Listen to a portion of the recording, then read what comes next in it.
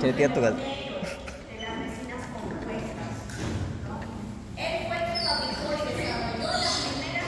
Compuestas dentro de la historia de la odontología. Realmente ha sido un gran personaje que acaba de fallecer en el año 2020, recién, si no me equivoco.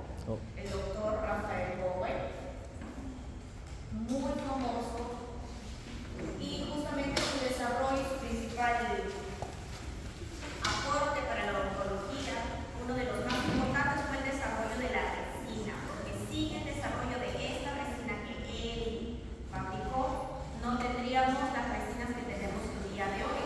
¿Qué fue lo que realmente él fabricó, desarrolló en el año de 1962 aproximadamente? En la década de los 60, él introduce dentro de la odontología este compuesto, el bis-GMA.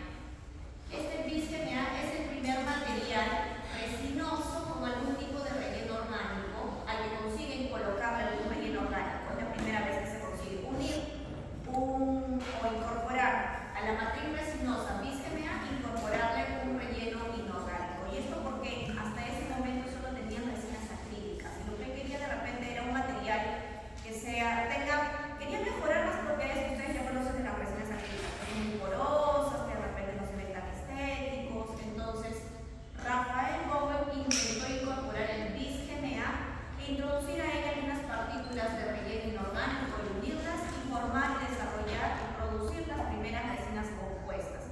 Pero eran unas resinas muy diferentes a las que hoy día ustedes y yo utilizamos. Las que ustedes y yo utilizamos son fotopolimerizables. Las que surgieron en un primer momento desarrolladas por él eran autopolimerizables. Teníamos una base, un catalizador, se juntaban los dos y al final de esto daba un proceso de polimerización del producto, el cual terminaba creciendo. ¿Okay? ¿Qué ventajas iniciales nos daba? Teníamos una mejor estética, permitían restauraciones más conservadoras en ese momento, porque hasta ese momento, si hablábamos de restauraciones no adhesivas, la retención de estos materiales iba a ser por la forma de la cavidad, tenía que ser retentiva. Y si hacíamos una cavidad retentiva, de repente no éramos lo mínimamente conservadores, ¿no?, para colocar estos materiales. Entonces, estas resinas permitieron tener ya, comenzar con la era de la mínima invasión en la odontología. Sus primeros desafíos fueron que tenían muy baja resistencia al desgaste, tenían una altísima contracción de manipulación, y era muy difícil de manipular. Pero fueron las primeras versiones de las resinas hasta que con el tiempo, el desarrollo, la tecnología, investigación que ustedes van a ir realizando a lo largo del tiempo, van a ir mejorando las versiones actuales de las resinas que ustedes ven. Porque las que ustedes ven de repente son versiones nuevas a las resinas, por ejemplo, que yo vi hace 10 años en la universidad. Y de acá 5 o 10 años, chicos, ustedes van a ver diferentes versiones de resinas y tal vez alguna de las que ustedes usan actualmente ya va a ser en desuso. O de repente ya no las van a encontrar disponibles para compra y uso de todo.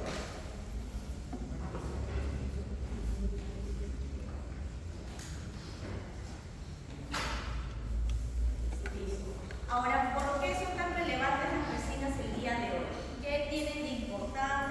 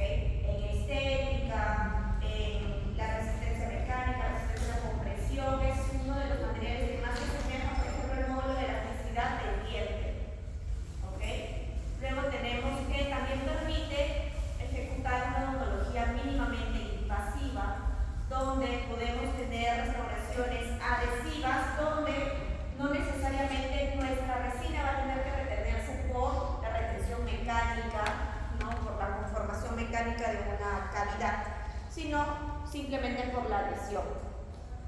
Y eso nos lleva a conservar la mayor cantidad de estructura dental. ¿Ok?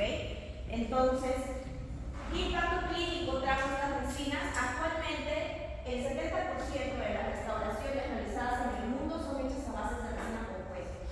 El otro 30% puede ser cerámica, puede ser cualquier otro tipo, metales, puede ser otro tipo de material. Pero el 70% de las restauraciones que son hechas por dentistas son resinas. Por lo tanto, necesitamos conocer este material.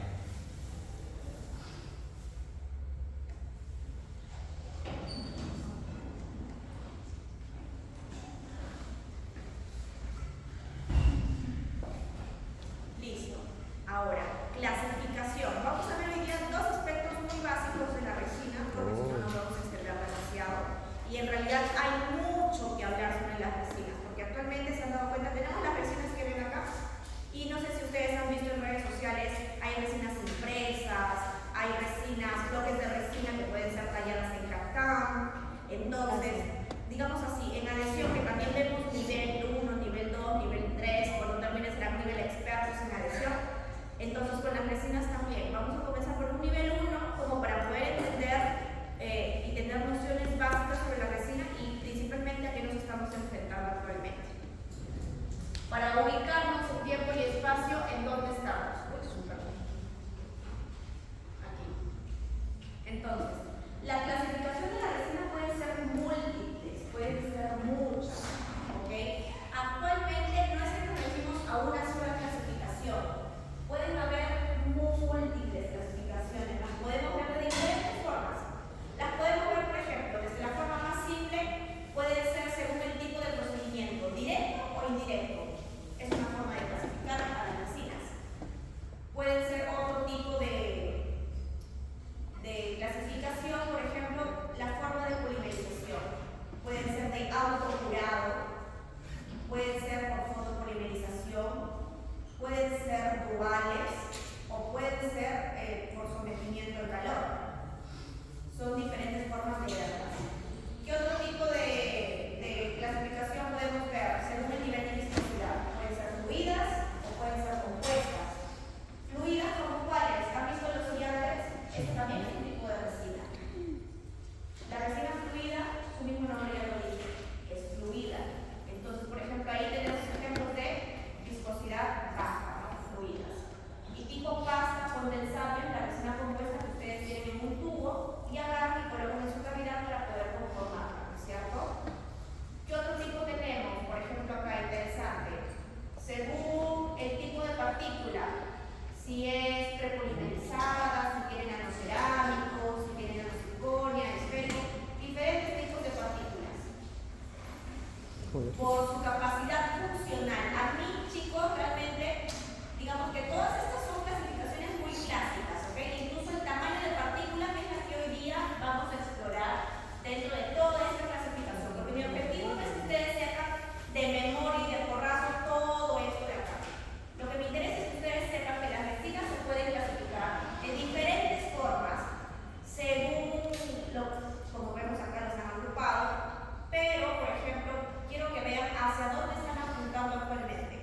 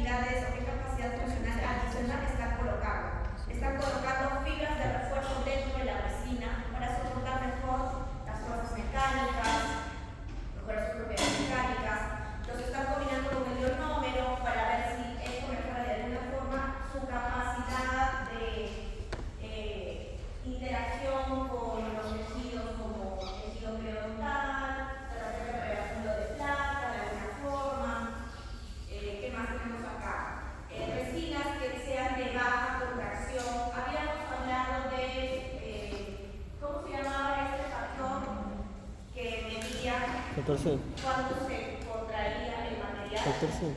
Factor C.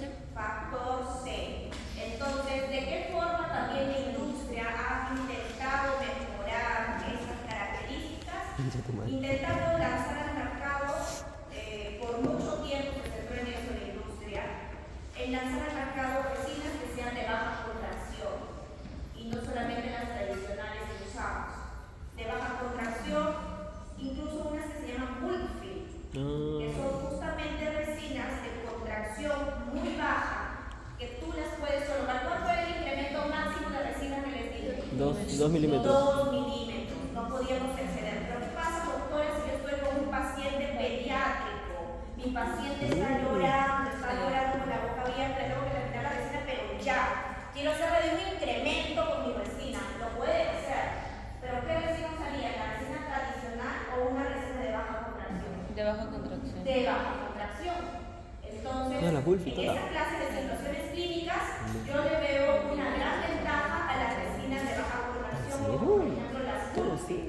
O están con el tiempo corto, van a hacer una resina posterior, quieren hacerlo, vamos a decirlo así, relativamente rápido, de repente quieren emplear una Bulfi y podrían emplearlo en ese momento, cosa que no podrían hacer con una resina tradicional. ¿Ok? Entonces, ahí ya vamos viendo qué tipo de situaciones clínicas enfrentamos y qué resinas podemos utilizar. ¿Okay? El odontólogo elige qué resinas se utiliza en cada situación clínica. No dejamos que la industria nos imponga que siempre tiene que ser el mismo material. Nosotros tenemos que ver en qué situación es más conveniente cada una. Por ejemplo, estas bioactivas, y más adelante, seguramente el próximo año o el próximo semestre lo vamos a ver un poquito más, elevaciones de márgenes profundos, que ahorita también en redes sociales le dicen bastante deep margin elevation. Para esta clase de situaciones, nosotros utilizamos no resinas tradicionales, usamos alguna de estas de acá. ¿Cuáles principalmente? Estas bioactivas. ¿Ok? Entonces nosotros, dentro de toda esta gran gama de resinas, vamos eligiendo qué resinas son las más convenientes para cada situación clínica. ¿Y cuánto puede ser un incremento de la Bulfi? Entonces, incluso también para evitarse el dolor de cabeza para el dentista el día a día, de que tengo que ver que tengo que tener una resina A1, A2, A3, B1, B2 para cada paciente, ¿no? Han sacado un sistema donde, digamos, el color es único. ¿Ok? Ya no estoy eligiendo un color para un paciente, A2 para el otro paciente, A3 para el otro paciente. Han sacado un tipo de resinas que les llaman camaleónicas. ¿Ok? Entonces, y estas camaleónicas, cada marca es totalmente diferente y eso también ha abierto a un mundo de realidades. Para su clasificación, que digamos que cuando yo estaba en pregrado, hace mucho, ¿ok? No existía. Hay una barata. Ha sido, esto de acá no existía, ¿ok? No existían estos tipos de resinas. 60, 50. Estas resinas tampoco estaban disponibles, recién estaban desarrollándose, ¿ok? Entonces, miren, en un promedio más o menos de 10 años aproximadamente, esta cantidad de materiales han comenzado a estar disponibilizados al público. Solo en un corto periodo, 10 años. Imagínense de acá 5 años, ¿qué es lo que va a salir cuando ustedes terminen la universidad? ¿Ok? Entonces, aquí quiero tocar en que todo tiene que estar siempre actualizándose.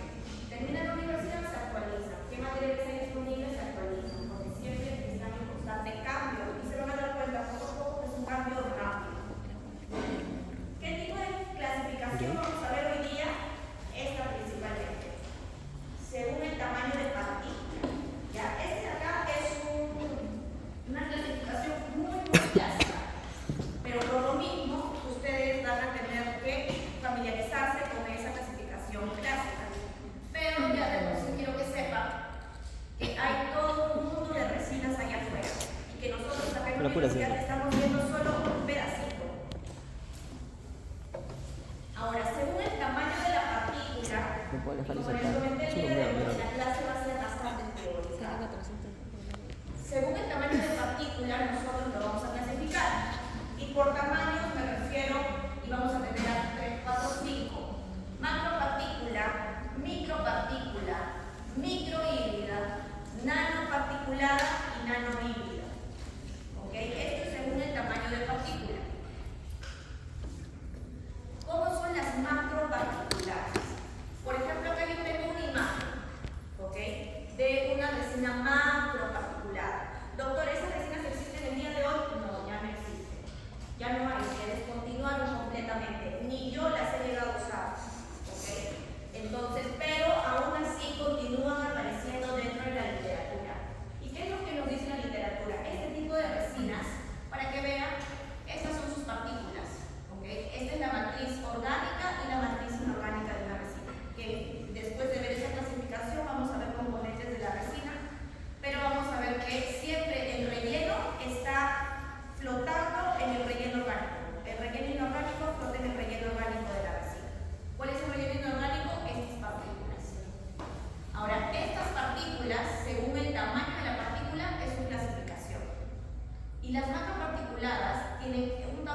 partícula más o menos de 10 a 50 micrómetros.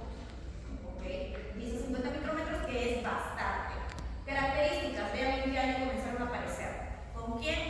Con Bowen. Y de repente por ahí se fueron mejorando y se hicieron fotopolimerizables. Eran de partículas muy grandes, como ven acá. Sin embargo, la presencia de estas partículas grandes les daba una buena resistencia mecánica inicial. Pero ¿por qué no se quedaron?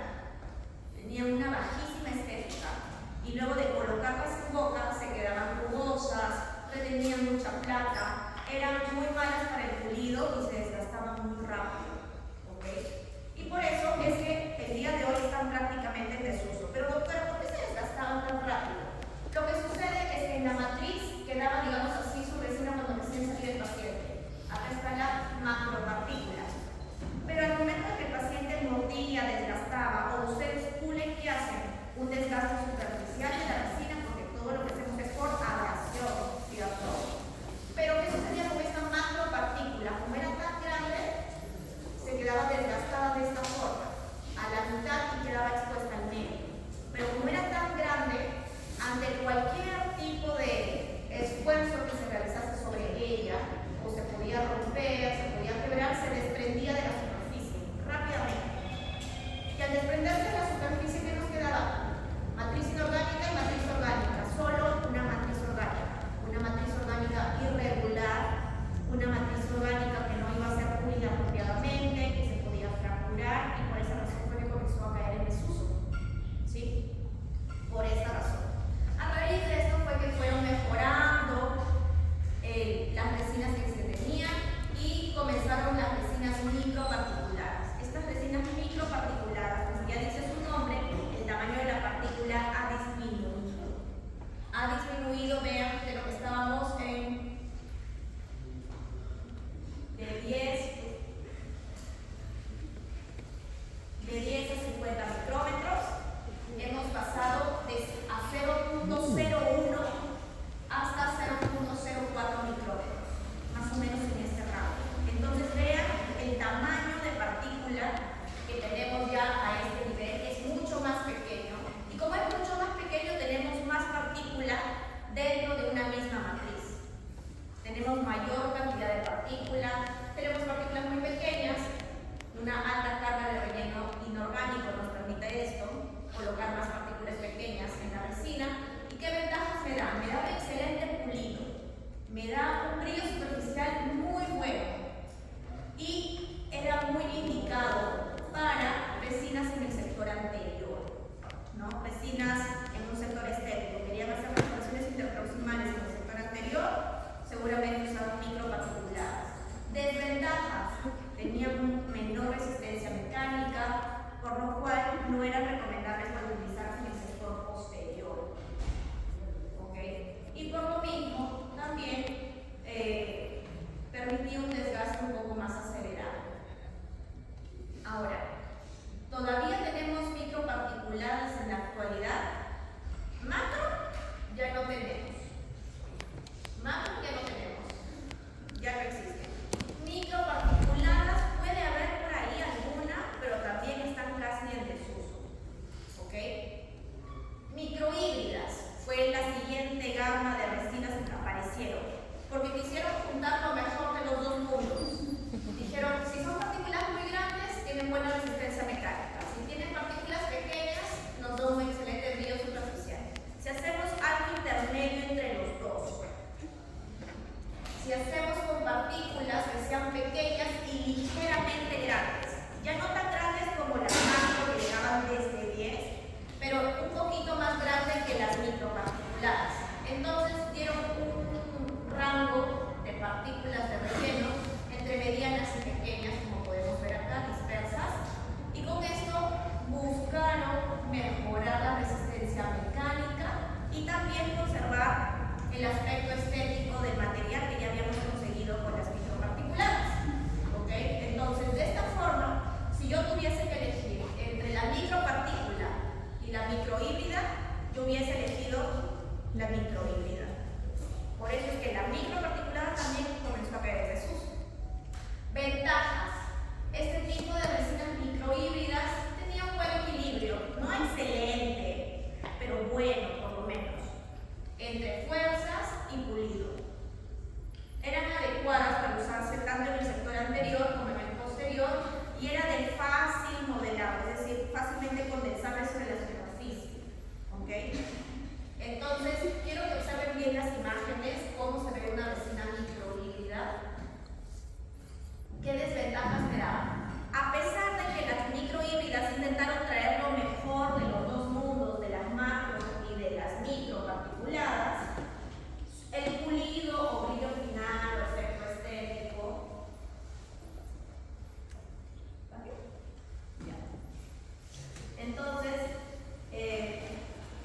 intentaron traer lo mejor de los dos mundos, pero el pulido y el brillo que todavía nos daban no era muy bueno, no era excelente. No es que si hoy día yo diga, ay, la voy a hacer carillas a su compañera, voy a usar una microhíbrida.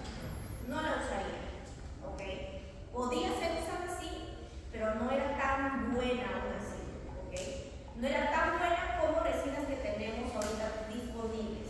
¿Todavía se comercializa? Sí. ¿Cómo las reconocen?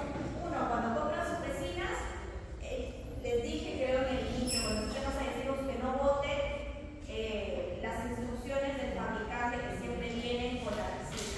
Ahí les dice que es nanoparticulada, microhíbrida, microparticulada, ¿qué es? ¿Qué tipo de resina es? Y otra cosa también es el precio.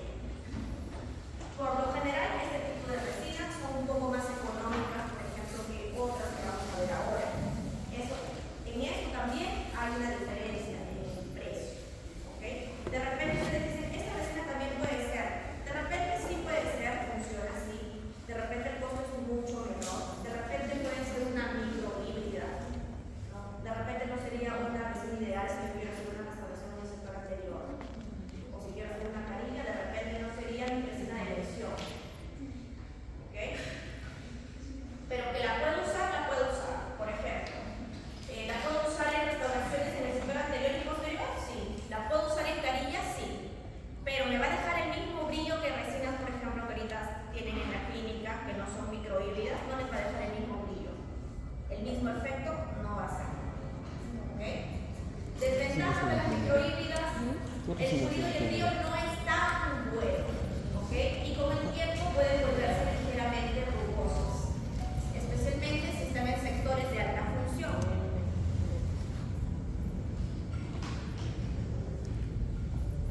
Y luego tenemos las nanoparticuladas. Como ya dice el nombre, son partículas nanométricas. Las otras eran partículas a nivel micro. Estas son nano. Por lo tanto, el tamaño de partículas es muchísimo menos. El tamaño de partículas, la mayoría de las partículas o del relleno que tenemos es menor a 100 nanómetros. ¿Ok? Y estos puntitos que ven acá es el relleno inorgánico disperso en esa matriz orgánica de la resina. ¿Qué características va a tener? O pueden estar así de esta forma, o incluso estos puntos de nanorelleno se pueden comenzar a acoplar uno con el otro y formar estos racimos que ven acá, que se llaman nanoclusters. ¿Ok? Nanoclusters. Es una característica de no todas las resinas de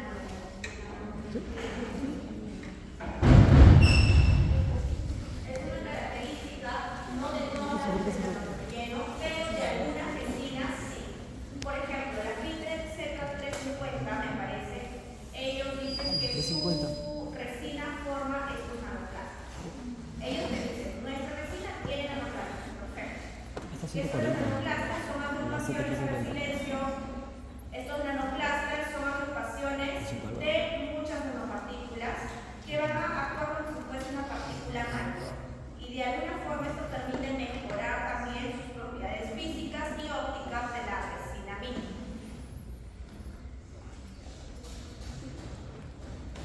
¿Ok? Entonces las nanopartículas las podemos encontrar en forma de nanoclusters o solo nanopartículas dispersas en la matriz orgánica. Ventajas. Al ser nanoparticuladas, nos va a permitir ya ahora sí tener un nivel de brillo y pulido muy bueno, excelente. ¿Ok? Este tipo de resinas yo sí las usaría para hacer carillas, por ejemplo. Tienen una alta estabilidad en el tiempo, de ese brillo no se pierde de forma rápida. Tienen un excelente mimetismo óptico, es decir, cuando ustedes lo usan sobre el diente se pierde muy rápidamente con el tejido natural. Genera una superficie extremadamente lisa, reteniendo poca placa, y los nanoclusters aumentan también el contenido de relleno que tiene la resina, mejora su resistencia y también facilita el manejo clínico de la resina. Es más fácil modelarlo. Porque ustedes se van a dar cuenta, no sé, seguro que ustedes ya se han comprado resinas de las marcas que hay algunas como que tú las colocas y se escurren. Hay otras que tú las colocas y se quedan en el lugar. Eso es por el tipo de partículas, incluso también por el tipo de matriz orgánica que tiene. Entonces, todas las resinas de repente no son iguales, cada una tiene una característica diferente y de repente las que se escurren mucho no me van a servir tanto así para el sector posterior. Creo que, o de repente sí, depende de cómo ustedes se acostumbran, a cuál ustedes le tienen mayor técnica o le agarran, vamos a decir, más maña a la resina, con eso de ahí se quedan trabajando. De repente alguien hace excelentes esculturas odontológicas, excelentes esculturas de dientes, con resinas que escurren, perfecto. Pero alguien, a mí no me gustan ese tipo de resinas, yo prefiero que sean un poco más compactas. ¿Cuál es?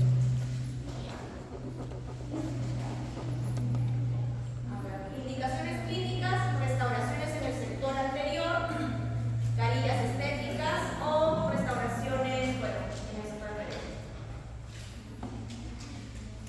Y ya la última clasificación de estas resinas se llaman nanohíbridas. Las nanohíbridas quisieron hacer, vamos a decir, una combinación entre las microhíbridas y las nanoparticulares. ¿Ya? ¿Y qué hicieron con el tamaño de partículas? ¿Quién está hablando por ahí? Ya. Tamaño de partículas, quisieron combinar a las partículas de nano relleno con las partículas a nivel micro. Por ejemplo, teníamos partículas como las de nanopartículas y por ahí tenemos dispersas algunas de las microhíbridas que iban de 0.4 a 1 micrómetro. Diferente a nano relleno, porque de repente eso puede ser pregunta de examen, chicos. Diferencia entre nanopartícula y nanorelleno. Perdón, entre nanopartícula y nanohíbrida. ¿Cuál es?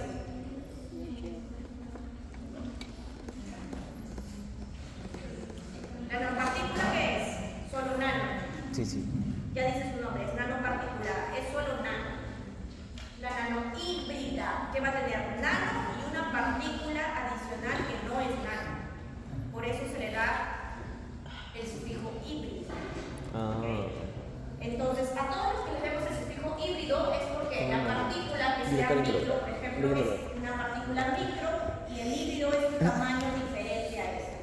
Hay micro y alguna más diferente. Nanohíbrido es partículas nano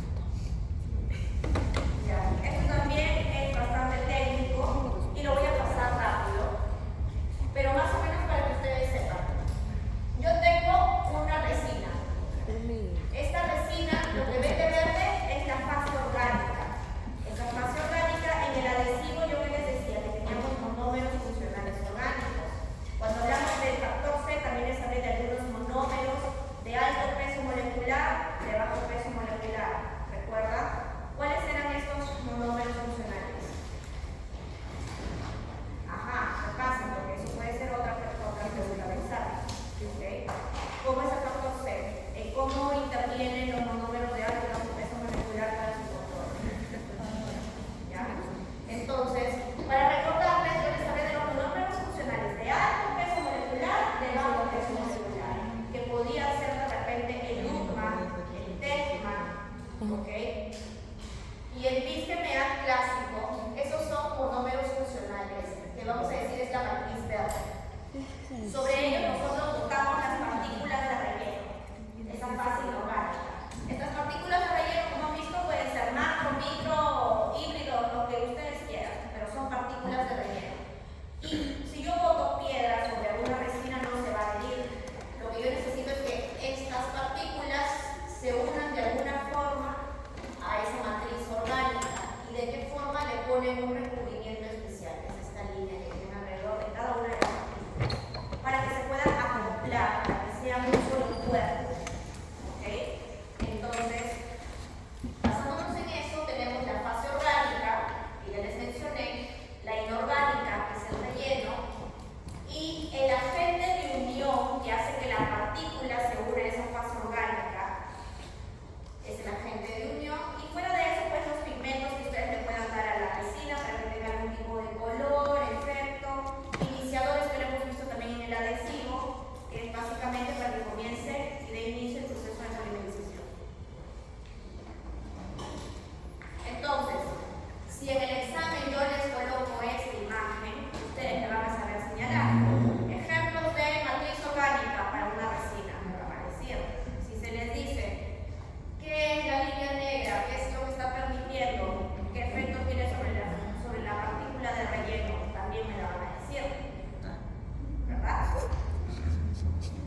Ya, si no, les voy a pasar ahí un link de un librito, por lo menos para que lean por el examen, ¿ya? Pero, como les menciono y les vuelvo a repetir, matriz orgánica, fase inorgánica. Ya. Para que esta acá se una a la matriz orgánica necesitan acoplarse con algo porque por naturaleza no se van a acoplar, los dos se van a pelear. Ya. Necesito tratar este inorgánico, esta partícula con algo. A eso de ahí le voy a llamar agente de unión. Ese agente de unión va a unir al relleno con la matriz y van a hacer que sea un solo cuerpo. ¿Ok? Se trata como un agente de unión con un silano y se une a la matriz orgánica. ¿Lo hago yo? No. Eso ya viene de fábrica. Los químicos en fábrica se encargan de hacer todo ese proceso. Ahora, acá básicamente lo único que quiero que recuerden es que los números principales tienen BISGMA, que se llama bisfenol, aglicidil, metacrilato. UTMA, uretano, metacrilato. TECMA, estos son los monómeros funcionales que van a tener en su resina. ¿Ok? No quiero que se memoricen el nombre, por lo menos quiero que sepan las siglas. ¿Ya? Cuando les pregunten qué matrices orgánicas o las más conocidas que pueden haber o encontrar en las resinas, ¿cuáles son? Yo les voy a poner un montón de siglas. Y por ahí ustedes ven UTMA, que ustedes marcarán UTMA. Ya. Yo les coloco BISGMA, la triple A, la WW, no sé. BISGMA, ¿ok? Ahora, ¿por qué es importante esta matriz resinosa? La matriz resinosa lo que me va a permitir es darle cierta viscosidad a mi resina. Si solamente fuese partícula inorgánica, mi resina va a ser una piedra. Yo necesito que sea condensable. Quiero darle, o que sea como un sellador. El sellador de cosas y fisuras debe de tener mucha más matriz orgánica o matriz resinosa que relleno, porque es muchísimo más fluido, por ejemplo. Si quiero una resina fluida, de repente es un intermedio. Y si quiero una resina condensable, como las de tubo que usamos, tiene que tener mucho más inorgánica que orgánica. Entonces, de esa forma se va modulando la viscosidad de la resina. La inorgánica, ¿qué partículas puedo yo utilizar en una resina o qué puedo encontrar? Por ahí ustedes de repente van a ver propagandas de resinas que dicen somos de circonia, somos de sílice. Entonces, esas son las partículas que tiene la resina. Puede ser de vidrio, puede ser de sílice, puede ser de circonia, puede ser una combinación de varios. Entonces, esos tipos de partículas pueden traer sus resinas. Por lo general, este relleno suele estar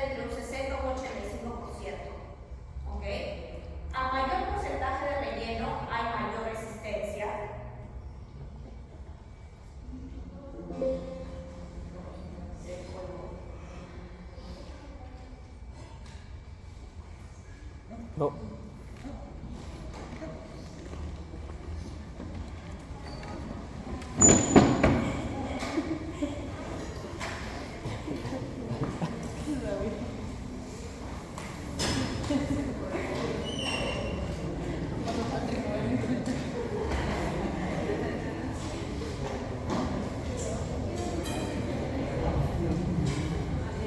Ya continuamos.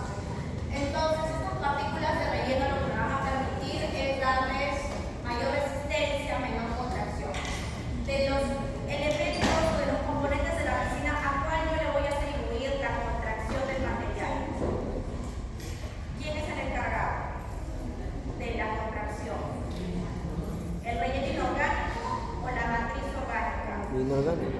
La matriz Ah, orgánica. matriz orgánica. Recuerden cuando teníamos eso, estábamos viendo el factor de contracción, los monómeros de alto peso y los monómeros de bajo peso. ¿Quiénes se unían? Eran monómeros, no eran partículas de relleno grandes y pequeñas, eran monómeros los que se unían y se contraían. Entonces, ¿quiénes me van a dirigir la contracción del material? Son los monómeros. Si yo tengo muchos monómeros, va a haber más o menos contracción. Más contracción. ¿Con qué lo modulo? Con el relleno que yo le voy a colocar. A más relleno, más o menos contracción. Menos. Menos o más. Menos. También puede ser pregunta de examen, ¿no? ¿Cuánto es? ¿Cuánto? Si yo tengo matriz Sí. orgánica y yo le meto relleno, va a aumentar o disminuir, o voy a tener que colocar para tener el mismo volumen, para tener que disminuir mi matriz orgánica o va a ser igual. ¿No? Va a disminuir si yo si voy a ocupar un espacio ahí de repente las partículas que no me quiero. Voy a tener menos matriz orgánica, entonces va a haber menor contracción. Está. Entonces, más matriz orgánica, más contracción. Ah. Menor matriz orgánica, menor contracción. ¿Ok? Ya. ¿Entendieron? El agente de unión, en este caso le vamos a llamar silano. ¿Qué era el agente de unión que les comenté en la imagen? Era ese halo negro alrededor de la partícula. Por favor, en el examen no me pongan qué es el halo negro. ¿Qué es el halo negro? No. El agente de unión es el que va a permitir que el agente inorgánico o la partícula se acople a la matriz orgánica. Sin este agente de unión no va a haber unión química entre los dos. Va a ser como si yo soltase, no sé, cualquier cosa ahí, se disperse y se va a desprender después de mi resina. ¿Ok? Entonces, es el agente de unión, es el que va a permitir conectarse, unirse químicamente el relleno con la matriz orgánica. Y luego, al final, tenemos pigmentos, que es el color que le dan a la resina, iniciadores, los fotoiniciadores que vimos también en la clase pasada, ¿no es cierto? Vimos fotoiniciadores. ¿Qué fotoiniciadores había disponibles? ¿Cuál era el más clásico? Canforquinona. Entonces, la canforquinona es uno de los más clásicos. A partir de ese pueden tener diferentes. ¿Están dentro de la resina compuesta? Está. Esos son los fotoiniciadores. Pigmentos. ¿No? Entonces, más o menos para que vean, esta es una imagen nada más resumen nuevamente de eso que hay dentro de una resina compuesta de forma muy simple. ¿Y qué es lo que ha cambiado el día de hoy con respecto a las resinas ya para finalizar, para terminar? Uno, el primer monómero que salió, ¿cuál fue? ¿Con cuál inició? ¿Cuál? El bis-GMA. El bis-GMA, ¿quién lo desarrolló? Sí. Rafael Bober. Ese fue el primer monómero. A partir de ese se han desarrollado los otros. ¿Cuáles son? ¿Urno? Eso, exacto. Luego, el aumento del relleno dentro de la resina, ¿mejora o empeora la contracción? Empeora. ¿Empeora o mejora? El relleno inorgánico mejora la contracción dentro de la resina. Empeora. Claro, reduce la contracción. ¿Qué?